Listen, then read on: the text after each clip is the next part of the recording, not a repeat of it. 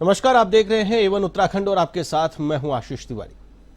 देश भर में रंगों का उत्सव होली उत्साह और उमंग के साथ मनाया जा रहा है। उधम सिंह नगर के जसपुर क्षेत्र में होली की उमंग दिखाई दे रही है। महिलाएं और पुरुष एक दूसरे को रंग लगाकर शुभकामनाएं दे रहे हैं। महिलाएं फाग खेलकर और डीजे की धुन पर जमकर थिरक कर आनंद कर रही हैं, तो वहीं गीत गाकर एक दूसरे को रंग गुलाल लगाकर होली की खुशियां बांटी जा रही है।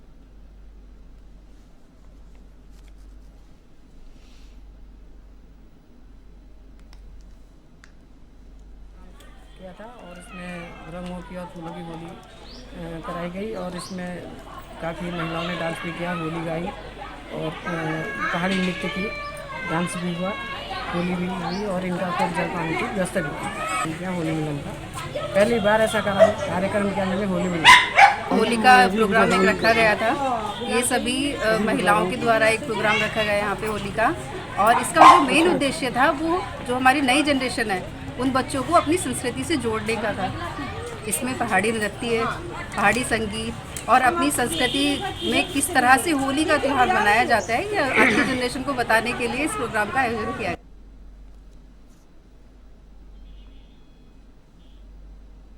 कांग्रेस ने हरिद्वार और नैनीताल उधम सिंह नगर लोकसभा सीटों पर भाजपा के मंझे हुए वरिष्ठ प्रत्याशियों के मुकाबले युवा चेहरों के नाम घोषित किए हैं। हरिद्वार में हरीश रावत के बेटे वीरेंद्र रावत को तो नैनीताल सीट पर प्रकाश जोशी को प्रत्याशी घोषित किया गया है। कांग्रेस के इस घटनाक्रम पर मुख्यमंत्री पुष्कर सिंह धामी ने कहा कि स्थिति ऐसी हो गई है कि उनके कोई भी नेता चुनाव में नहीं जाना चाहते हैं और चुनाव से बचना चाहते हैं, क्योंकि उनको पता है कि परिणाम क्या आने वाला है, इसीलिए चुनाव से भाग रहे हैं।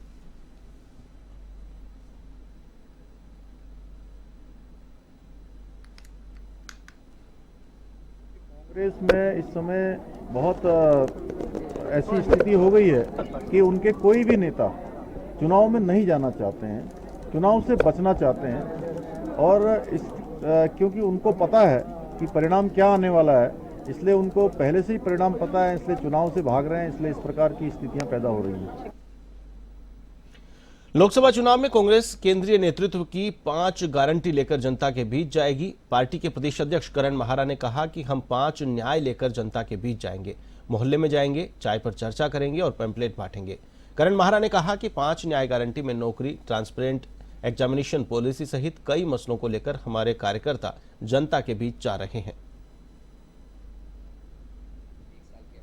और जैसे ही डिग्री या उसके पास उसकी वो आ जाती है, उसको सीधे 1 लाख रुपया की धनराशि उस व्यक्ति को मिल जाएगी और वो आगे का अपना जीवन यापन करेगा। दूसरा, ट्रांसपेरेंट एग्जामिनेशन पॉलिसी के लिए बात हुई है। तीसरी, गिग इकोनॉमी, जिसमें जोमेटो है, उबर है, ओला है, हमारे अखबारों के हॉकर्स हैं, ठेली रेहड़ी में जो दूसरे मालिकों के लिए सब्जी बेचने का, फल बेचने का काम करते हैं, इस तरीके के जो मजदूर वर्ग है जिसको कोई इकोनॉमिकल वो सिक्योरिटी नहीं है, उनके लिए भी कांग्रेस एक प्रोग्राम लेके आ रही है जिसमें ऐसे काम करने वाले लोगों की भी सिक्योरिटी का प्रबंधन किया जाएगा। कई न्यूज़ चैनल्स ऐसे हैं जिसमें कई ऐसे वर्कर्स होते हैं जिनका कहीं बाद में भविष्य नहीं होता, उन लोगों के भविष्य को लेकर। पूर्व मुख्यमंत्री हरीश रावत ने लक्सर में कांग्रेस के चुनावी कार्यालय का उद्घाटन किया। इस मौके पर उन्होंने हरिद्वार लोकसभा सीट से कांग्रेस प्रत्याशी वीरेंद्र रावत के पक्ष में वोट करने की अपील की। उन्होंने कहा कि अब जनता त्रस्त हो चुकी है। उन्होंने कहा कि जनता 2014 से 2024 तक का बीजेपी का कार्यकाल देख चुकी है। बीजेपी के सांसद ने पिछले 10 सालों में कोई विकास के कार्य नहीं कराए। अब जनता ने अपना मन बना लिया है और वह कांग्रेस को जिताएगी।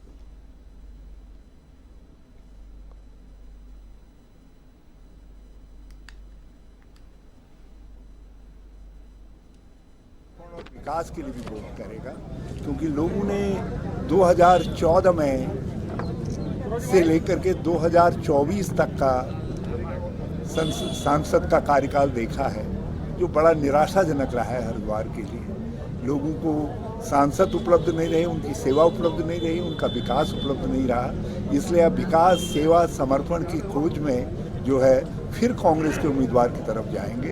चाहे यहाँ बंधा बनाने का काम किया हो, ये सारे जिससे जो है लगभग 56 गांवों को फायदा मिला, तो ये इतने सारे कार्य, विकास कार्य माननीय हरीश रावत जी ने किए हैं। नैनीताल लोकसभा सीट से प्रकाश जोशी के प्रत्याशी घोषित होने के बाद कांग्रेस कार्यकर्ताओं में उत्साह का माहौल देखा जा रहा है। कार्यकर्ताओं ने हल्द्वानी में उनका जोरदार स्वागत किया। प्रकाश जोशी ने दावा किया है कि वे लोकसभा चुनाव में भाजपा प्रत्याशी अजय भट्ट का विजय रथ रोकेंगे। उन्होंने कहा कि प्रत्याशी घोषित होने में कोई देरी नहीं हुई है। कांग्रेस के सभी कार्यकर्ता एकजुट होकर कांग्रेस प्रत्याशी को जिताएंगे। प्रकाश जोशी ने दावा किया है कि अजय भट्ट से उनको कोई चुनौती नहीं है। उन्होंने दावा किया कि वे भारी मतों से जीतकर अजय भट्ट का विजय पथ रोकेंगे। अच्छा काम किया होता तो 2 की तो उन्होंने टिकट काटी है, भारतीय जनता पार्टी ने 300 दिया। सर आपके सामने भाजपा के केंद्रीय मंत्री हैं और उनके भाजपा से कार्यकर्ता के साथ साथ बड़ा वो दल भी है, तो क्या मानते हैं सामने? देखिए जी, मैं यही तो सबसे बड़ी हमारे लिए एक मौका है। जनता के सामने सबसे बड़ा सवाल ये है कि भारतीय जनता पार्टी के प्रत्याशी केंद्र मंत्री हैं, 5 साल सांसद रहे इसलिए केंद्र मंत्री हैं, राज्य में उनकी सरकार है, केंद्र में उनकी सरकार है। वहाँ से कुछ काम करवाने की बजाय आप देखिए कि उनको जो मिली हुई सांसद निधि थी उसका भी 40% से ऊपर नहीं खर्च कर पाए, तो वो कैसे बाकी जो विकास के काम उनको कैसे करेंगे, क्योंकि उनके पास कोई विज़न नहीं था। आपके पास पैसा हो और आप उसे खर्च न कर पाओ, जेब में पैसे हो, इसका मतलब आपको ये नहीं पता कि आपको कहाँ खर्च करना है। आप कांग्रेस ने बची हुई 2 सीटों पर अपने उम्मीदवार घोषित कर दिए हैं। पार्टी के प्रदेश महामंत्री नवीन जोशी ने कहा कि कांग्रेस ने इस बार युवाओं पर जोर आजमाइश की है। हरिद्वार से हरीश रावत के पुत्र वीरेंद्र रावत को टिकट मिला है, तो वहीं नैनीताल सीट से प्रकाश जोशी उम्मीदवार होंगे। कांग्रेस पार्टी ने इस बार युवाओं पर भरोसा जताया है। नवीन जोशी ने उम्मीद जताई है कि इस बार 5 लोकसभा सीटों के परिणाम कांग्रेस की पक्ष में होंगे।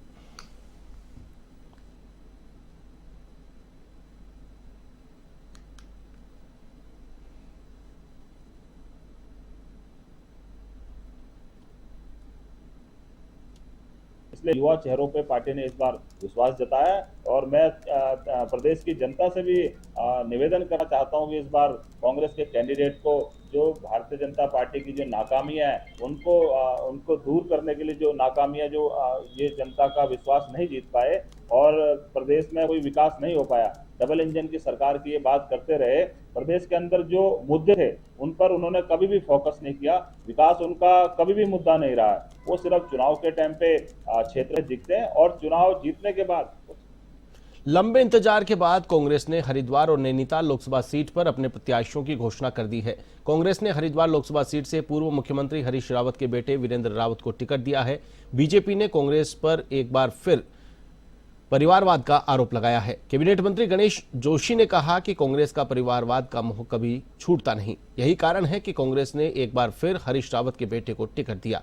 उन्होंने वीरेंद्र रावत पर तंज कसते हुए बड़ा पप्पू बताया। भाजपा युवा मोर्चा की राष्ट्रीय उपाध्यक्ष नेहा जोशी ने भी कांग्रेस पर तंज कसते हुए कहा कि वह कार्यकर्ताओं का सम्मान नहीं करती है, जिस कारण उन्हें एक ही परिवार के व्यक्ति को टिकट देना पड़ता है।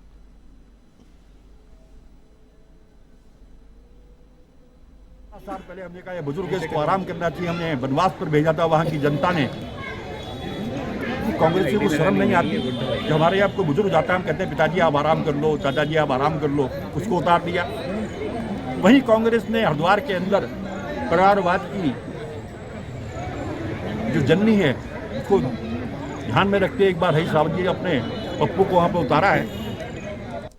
इस तरीके से एक एक करके कांग्रेस के सारे कद्दावर नेताओं ने चुनाव लड़ने से मना कर दिया। एक जैसे कहते हैं ना डूबती नाव से सब इधर उधर चले जाते हैं, वैसा ही हश्र वहाँ पर दिखा। और कहीं ना कहीं जब कोई विचारधारा नहीं होती है, कोई आइडियोलॉजी नहीं होती है, तो यही होता है। भारतीय जनता पार्टी में जो आदेश दिया जाए कार्यकर्ता इतना डिसिप्लिन्ड होता है कि उसको मानता है। कांग्रेस पार्टी में कोई नेता आज आगे आने को तैयार नहीं है। प्रदेश अध्यक्ष शक्तिपीठ मां पूर्णागिरि मेले के शुभारंभ से पहले चंपावत पुलिस की टैक्सी यूनियन के साथ बैठक हुई।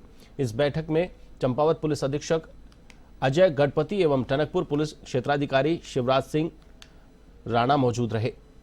बैठक में वरिष्ठ उप निरीक्षक बीएस बिष्ट ने पूर्णागिरि मार्ग पर टैक्सी संचालन के संबंध में निर्देश दिए। उन्होंने बताया कि पूर्णागिरि मेले के दौरान टनकपुर में टैक्सी वाहनों की आवाजाही के लिए वन वे के साथ रूट डाइवर्ट किया गया है। सभी को यातायात नियमों का पालन करने के निर्देश दिए गए हैं। चालक नशे की हालत में पाया गया या नियमों की अनदेखी की गई, यात्रियों से अभद्र व्यवहार व अधिक किराया वसूलता पाया गया तो उसके खिलाफ कार्रवाई की जाएगी।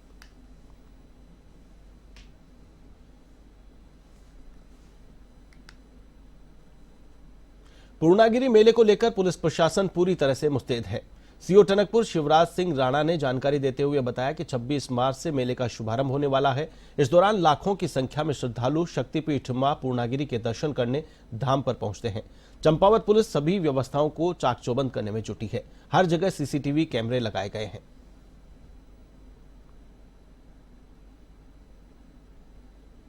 मैं आपके माध्यम से और भी बताया, क्योंकि आप सभी ये प्रसारित करेंगे कि लोगों को भी जागरूकता, जो अपने प्राइवेट वाहन से आएंगे, छोटे वाहन से, वह ठुलीगाड़ में जो चौका रोड है उसमें अपनी पार्किंग करेंगे, वहाँ पर उतर के वहाँ से वह टैक्सी के माध्यम से ही दर्शन के लिए जाएंगे। जैसा कि आपको पता ही है कि भैरव मंदिर से 3 किलोमीटर पैदल और चढ़ाई है, और वहाँ भी हमारी पुलिस व्यवस्था है और वहाँ पर धर्मशाला भी पर्याप्त है लोगों को। साउथ कैरोलिना की क्लेमसन यूनिवर्सिटी के विद्यार्थियों का दल कॉर्बेट टाइगर रिजर्व पहुंचा। रोजगार उन्नयन कार्यक्रमों का अध्ययन करने के लिए यह दल कॉर्बेट टाइगर रिजर्व पहुंचा है। कॉर्बेट टाइगर रिजर्व के निदेशक डॉक्टर धीरज पांडे ने विद्यार्थियों का स्वागत किया। यहां विद्यार्थियों ने कार्यशील इको डेवलपमेंट कमेटी द्वारा किए जा रहे रोजगार उन्नयन कार्यक्रमों का अध्ययन किया। उन्हें विविध समुदाय आजीविका उन्मुख कार्यों के प्रदर्शन के लिए ढेला वन रेंज के सावलदे पूर्वी इलाके में अध्ययन के लिए भ्रमण कराया गया। इस दौरान दल के सदस्यों द्वारा ग्रामीणों से संवाद करके बी हाइव फेंसिंग संबंधी जानकारी हासिल की गई। भ्रमण के दौरान कॉर्बेट टाइगर रिजर्व के उपनिदेशक डी नायक, एसडीओ डॉक्टर शालिनी जोशी तथा ढेला रेंजर अजय ध्यानी वन सहित अन्य विभाग के अधिकारी कर्मचारी मौजूद रहे।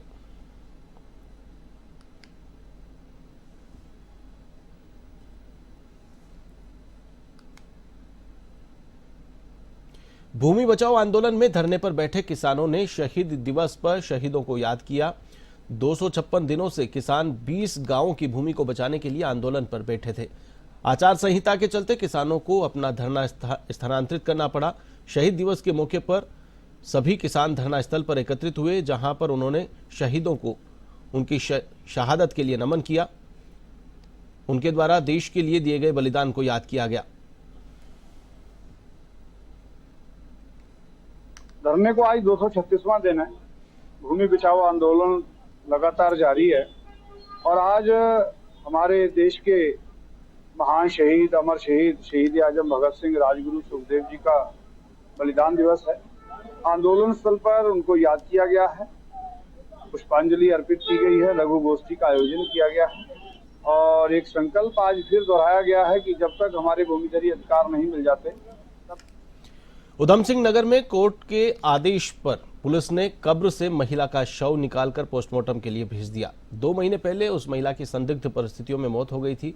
मौत के बाद उसके भाई ने अपने बहनों सहित 3 लोगों पर हत्या का आरोप लगाकर न्यायालय की शरण ली, जिस पर न्यायालय ने मुकदमा पंजीकृत करने और कब्र को खोदकर शव का पोस्टमार्टम कराने के आदेश दिए। कोर्ट के आदेश पर पुलिस ने कब्रिस्तान से कब्र को खुदवाकर शव को बाहर निकलवाया और मौत के कारणों का पता लगाने के लिए पोस्टमार्टम करवाया।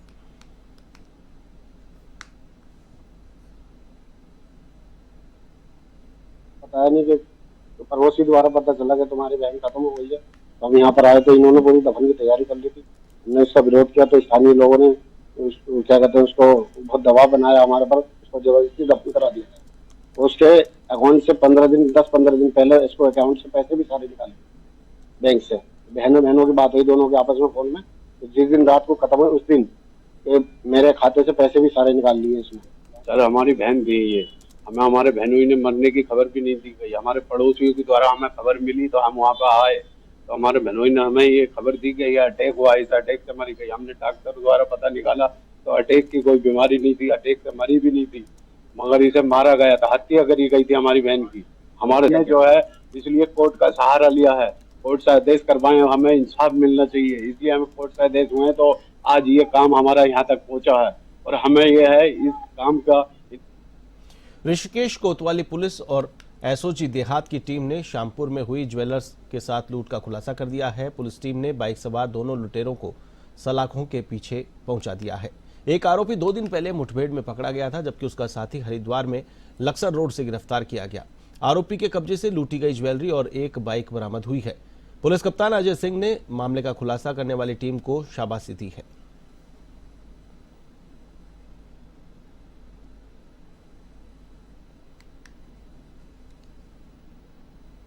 उत्तराखंड में होली का पर्व धूमधाम से मनाया जा रहा है। राजभवन में सूबे के मुख्यमंत्री पुष्कर सिंह धामी ने राज्यपाल retired lieutenant general Gurmeet Singh से भेंट कर उन्हें होली की शुभकामनाएं दी और एक दूसरे को गुलाल लगाकर होली की खुशियां मनाई। इस मौके पर मुख्यमंत्री पुष्कर सिंह धामी ने कहा कि होली हमारा रंगों का त्योहार है और हम सब से मिलकर उन्हें शुभकामनाएं देते हैं और होली के रंगों की तरह सबके जीवन में खुशहाली आए। तो वहीं राज्यपाल लेफ्टिनेंट जनरल गुरमीत सिंह और मुख्यमंत्री पुष्कर सिंह धामी ने प्रदेशवासियों को होली की बधाई और शुभकामनाएं दी हैं। इस अवसर पर कैबिनेट मंत्री धन सिंह रावत, मदरसा शिक्षा परिषद के अध्यक्ष मुफ्ती शमून कासमी भी मौजूद रहे।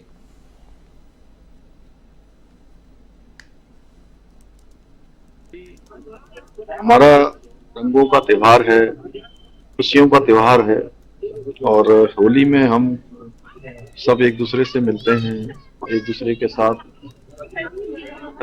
होली मनाते हैं, रंग लगाते हैं, गले मिलते हैं और सबको शुभकामनाएं देते हैं आगे के लिए। मैं इस अवसर पर सभी को शुभकामनाएं देता हूं, बधाई देता हूं कि होली के रंगों की तरह हर खुशियों के रंग सबके जीवन में आए। भगवान सब पर कृपा। आज पूरे देश में और पूरे प्रदेश में हर गांव तक होली का जो है एक ऐतिहासिक पर्व सब लोग मनाते हैं और मैं अपनी ओर से भी, सरकार की ओर से भी सभी प्रदेशवासियों को होली की ढेर सारी शुभकामनाएं देना चाहता हूं। रंगों के त्योहार होली जो हम सबको मस्त करती है और तमाम पिछले गमों को भुला करके अब अगली मंजिल की तरफ प्रेरित करती है। आज इसके शुभ अवसर पर मैं अपने देशवासियों को और विशेषकर अपने उत्तराखंड वासियों को और अपने पत्रकार बंधुओं को और गवर्नर साहब को और अपने सीएम साहब को, सारे परिवार को दिल की गहराइयों से मुबारकबाद देता हूं और यहाँ के तमाम संप्रदाय लोगों से अपील करता हूं कि हमारे जो त्योहार हैं वो अनेकता में एकता के हैं। ये